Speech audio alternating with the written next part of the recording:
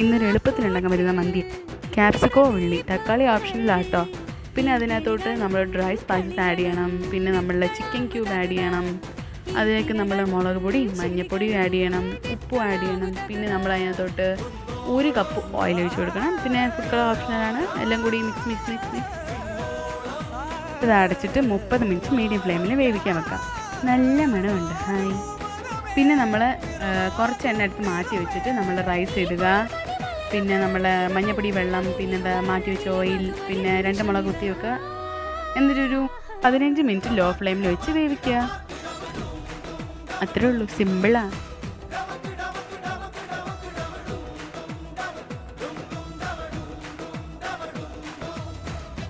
കുറച്ച് തക്കാളി ചട്നിയുടെ കൂട്ടത്തിൽ ഒരു പിടി പിടിക്കണം. സൂപ്പറാന്ന് കാണിക്കാൻ പറഞ്ഞപ്പോൾ ചിരിച്ചു കാണിക്കുന്നു. കൊള്ളാല്ലേ?